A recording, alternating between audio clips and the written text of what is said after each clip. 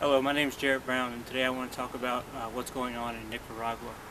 Starting on April 18th, there was some protest in the capital city of Managua in order to protest some changes that President Daniel Ortega was going to make to the Social Security programs in Nicaragua. So mostly older people, really young people, and students went to this protest. It wasn't very big. But what happened was the National Police decided to break up the protest, and they did so violently. They were beating the protesters, and again, these were mostly old people and really young people.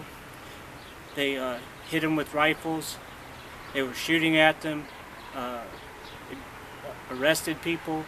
Some people got kidnapped, and the following day, news got all around, went all around Nicaragua. Everybody heard what happened, and all of a sudden there was a huge uprising in cities all over the country. People just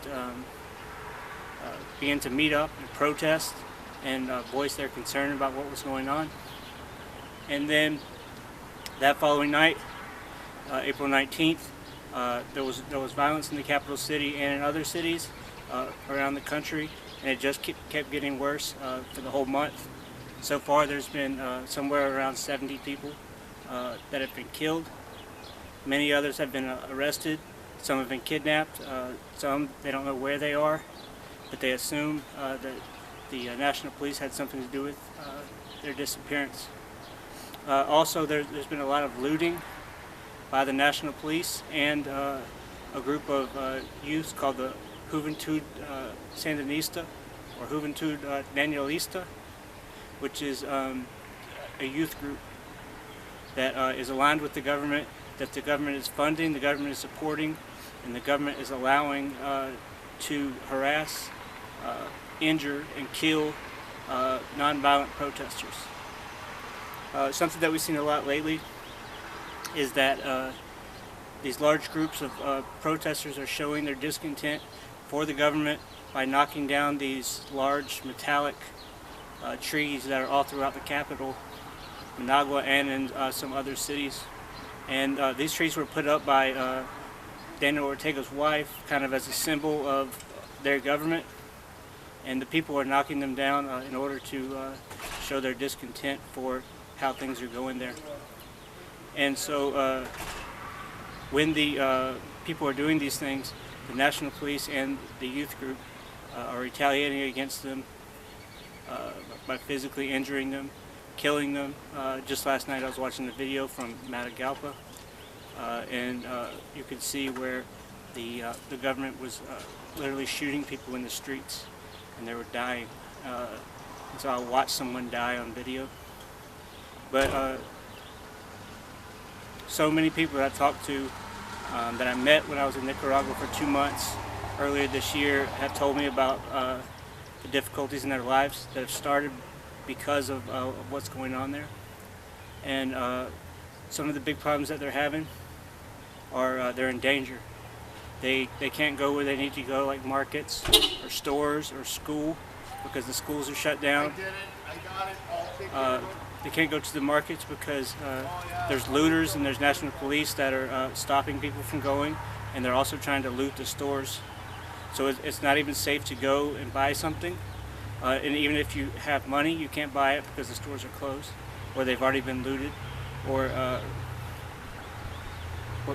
there's nothing else coming in. Because like stores, like there's these stores called Palis, which are owned by Walmart, and they've been looted all across the country, and they're going to get looted again if they get filled back up.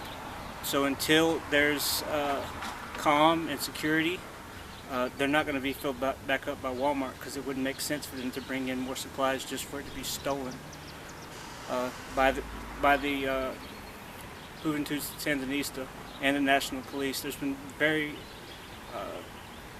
have been many videos on the internet that have shown, and photos that have shown, the National Police and the youth group in action looting items from these stores.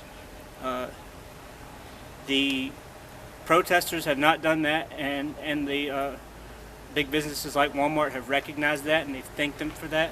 But it's been the government that's doing it. And one of the main reasons that they're doing it is because they know that if the protesters don't have access to food, they're not going to be able to eat, they're not going to be able to take care of themselves, and eventually they're not going to be able to protest. So they're trying to starve them out. And a lot of people that I talk to, including my girlfriend, are very fearful about what the next few days are going to look like and what's going to happen. She has a young son, and she's worried about if she's going to be able to feed her kid, because she has a little bit of food in her house right now, but she's not able to get any more.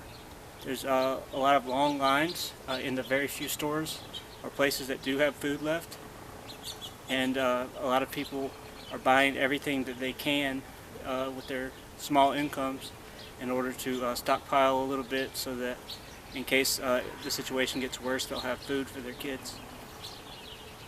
So again, I just want to go back and talk just for a second. There's been 70 people, approximately, who have been killed by the government.